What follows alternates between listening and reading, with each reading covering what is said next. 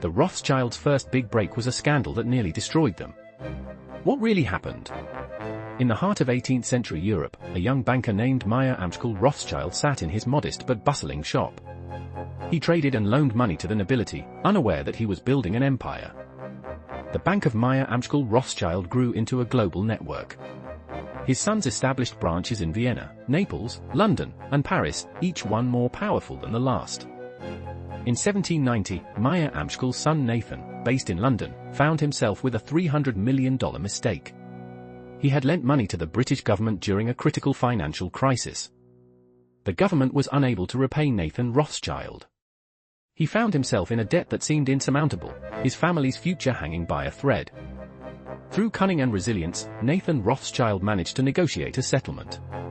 The $300 million was forgiven, but at what cost? The $300 million mistake was a turning point. It nearly destroyed the Rothschild family but also laid the foundation for their enduring legacy. The House of Rothschild rises from the banking district of Frankfurt, where they first established their financial empire in the early 19th century. With the Industrial Revolution in full swing, Meyer Amschel Rothschild seizes opportunities to expand his wealth and influence.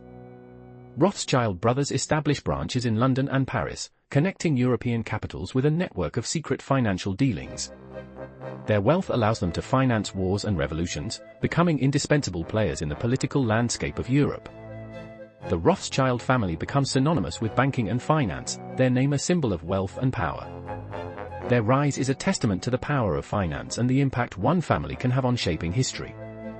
With Napoleon's occupation, the young Emperor of Austria sees an opportunity to reclaim lost territories and assert his influence. Diplomatic efforts in Vienna lead to a strategic alliance that could turn the tide of war. Caravans of camels transport precious goods and intelligence between Vienna and Napoleon's headquarters in Paris. The young emperor's ambitious plans are revealed in a secret letter to his closest advisors. As the alliance solidifies, plans for a grand offensive begin to take shape under the watchful eyes of both empires. The alliance marks the beginning of a new chapter in European history, a powerful coalition that could change the course of nations. In the early 19th century, whispers of a grand scheme began to circulate through the corridors of power. A mysterious financier approached Napoleon's exiled camp in Elba, offering funds for his daring return. Camel caravans laden with gold and jewels traveled across the Sahara Desert, their hooves crunching on ancient sands as they carried the promise of power. On the coast of France, a stormy sea raged as ships prepared to sail under the cover of night. The financier's vessel set out with a treasure chest bound for glory. In the heart of Paris, marble columns supported grand palaces as Napoleon marched triumphantly through the city streets. He was back, and his enemies trembled. Secret meetings were held in candlelit chambers, where the financier and his allies plotted their next moves. The stakes were high, and victory was theirs to claim. With Napoleon's return secured, the financier found himself at the pinnacle of power. His fortune and influence now rivaled those of the great empires of old. On the night of June 18, 1815, Napoleon Bonaparte stood on a hilltop overlooking Waterloo. The stars shone brightly in the clear sky above his encampment. At his side were thousands of troops, their uniforms and weapons gleaming under the moonlight. The air was tense with anticipation. Across the valley lay the Allied forces, led by the Duke of Wellington. The two armies faced each other, ready for a decisive battle. The British and Allied forces braced for the attack. The night was thick with fear and determination as both sides prepared to change the course of history. The battle began in the early hours of June 19th. The clash of swords and thunder of cannon echoed across the field, a moment that would define Europe's future. Napoleon's forces were overwhelmed by the superior numbers and discipline of Wellington's army. By evening, Napoleon was forced to retreat in defeat. In the aftermath of Napoleon's defeat, the Rothschild family began their rise to power with a decisive move in the gold market. They cornered the market by buying up all available gold and currency, ensuring their dominance in finance. With their newfound wealth and influence, the Rothschilds began to spread their banking network across Europe. Their network allowed them to control the flow of currency and credit, shaping economic policies in key nations. The Rothschild strategic moves would have lasting impacts on the global financial system. Their power and wealth continue to be a testament to their shrewd business acumen during this pivotal era. They establish a vast network, spanning continents and empires, their wealth growing exponentially as they become the first global financial power. Branches spring up in major cities, from London to Amsterdam, as their influence becomes impossible to ignore. Their opulent headquarters in Paris stands as a testament to their power, marble columns, and grand halls filled with treasures. They finance wars and revolutions, becoming a shadowy force behind the scenes in European politics. Their wealth flows like a river, funding explorations and discoveries that change the world. Their rise is meteoric, their power unchallenged, setting the stage for a new era of global finance. The influence of these financial powerhouses begins to weave its way into the very fabric of European politics and royalty, subtly shifting allegiances and funding ambitious projects that alter history. With their vast wealth, they finance expeditions that explore uncharted territories, opening new trade routes and bringing treasures from distant lands into the heart of European capitals. Their financial influence grows as they fund influential intellectuals and artists, shaping the cultural landscape of Europe and spreading their vision through education and patronage. Through discreet funding and strategic investments, they influence key political decisions, supporting factions that align with their financial interests, thus reshaping the balance of power in Europe.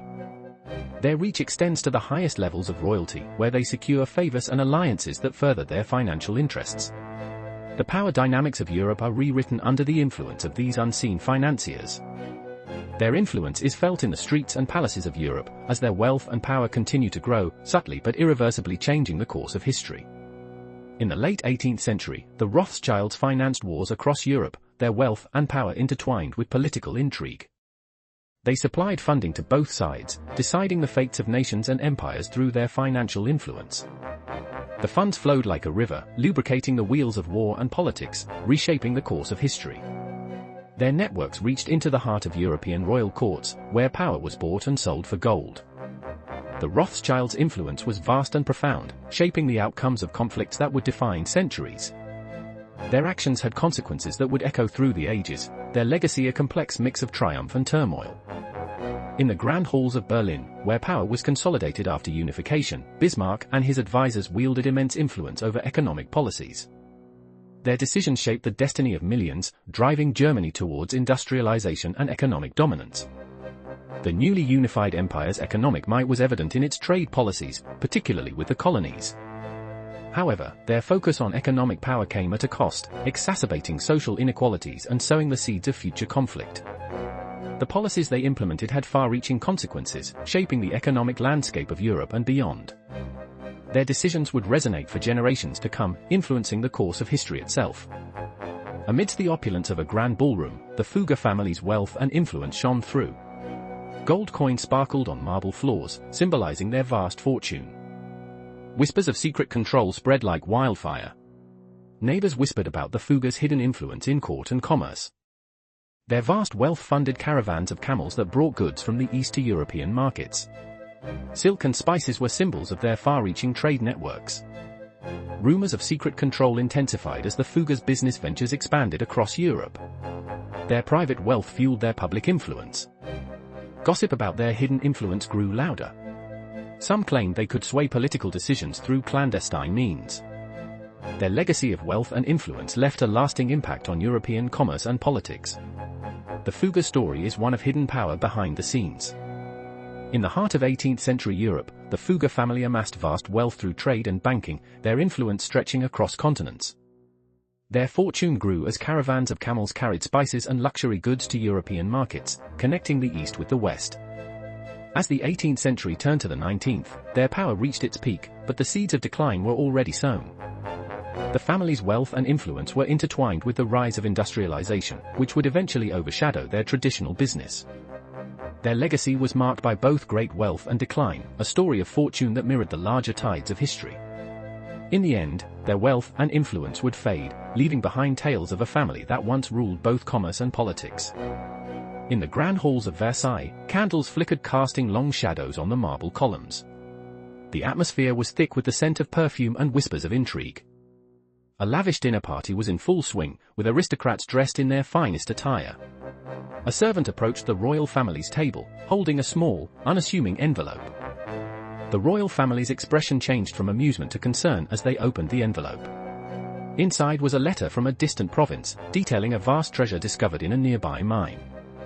Despite the excitement of potential riches, the letter also spoke of a deal gone wrong. A trusted ally had been betrayed for personal gain. A stormy sea raged in the background, mirroring the turmoil within. The letter suggested that the mistake was not about gold but about trust. As the news spread through the palace, whispers of a conspiracy began to circulate. The trust that bound the kingdom together was shaken. As Napoleon's armies marched through Europe, the once powerful banking family of Rothschild watched their influence wane. The tension between ambition and survival was palpable.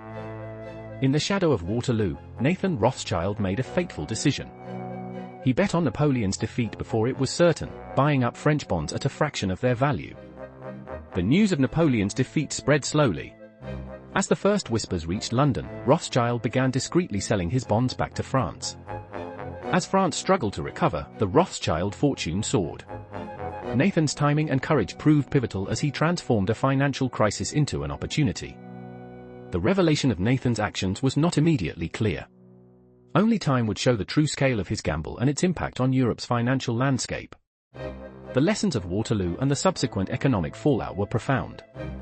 The Rothschild name had been tested and emerged stronger, forever changing the course of European finance. In a small, dimly lit room in Paris during the late 18th century, the first signs of their success began to emerge from an unlikely source: French prisoners of war. These men, captured and held captive, were secretly exchanging information about new technologies.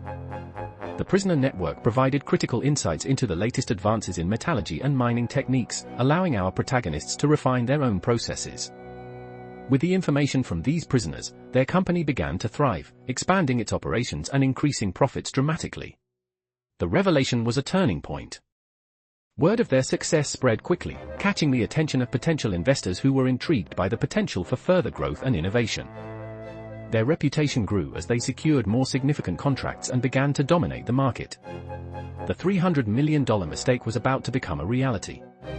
As their wealth increased, they began to invest in influential networks and political connections. The road ahead was paved with gold. In the early days, Meyer Amschel Rothschild realized that wealth could be gained through intimate knowledge of financial markets. He began collecting intelligence on government and military movements. Meyer Rothschild passed this strategy down to his sons, each of whom was given access to a different market, from banking in Frankfurt to the stock exchanges of London. The Rothschilds' network of agents provided them with crucial information on market movements and political events.